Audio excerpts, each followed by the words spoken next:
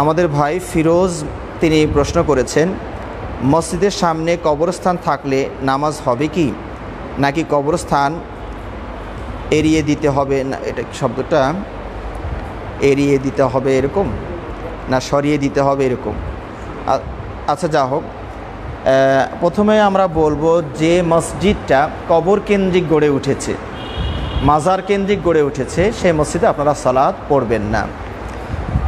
আর যে মসজিদটা কবর কেন্দ্রিক নয়, মসজিদের জায়গা আলাদা, কবরস্থানও পাশে আছে, তাহলে সেক্ষেত্রে আমরা দেখব যে কবরস্থানটা কোন পাশে আছে। অর্থাৎ যে মসজিদে কবর কেন্দ্রিক কোনো আয়োজন নাই, সেখানে মাজারও নাই, কবরে পূজাও হয় না, মসজিদও আছে, পাশে কবরস্থানও আছে।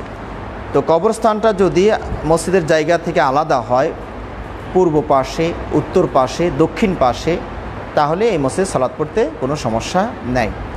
আর যদি কবরস্থানটা সামনের দিকে হয়, তাহলে উত্তম হচ্ছে 3টা বাউন্ডারি থাকা, দেয়াল থাকা।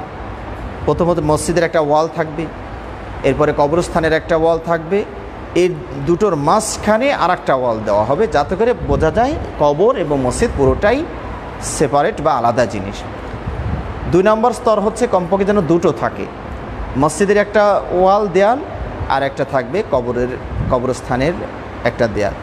তাও যদি না হয়, কমপক্ষে যেন একটা ওয়াল অবশ্যই থাকে, সেটা মসজিদেরই যেন ওয়ালটা অবশ্যই থাকে। কারণ আল্লাহ নবী সাল্লাল্লাহু আলাইহি ওয়াসাল্লাম মানা করেছেন, মানে কবরের দিকে মুখ করে সালাত আদায় করতে আল্লাহ নবী সাল্লাল্লাহু আলাইহি ওয়াসাল্লাম মানা করেছেন।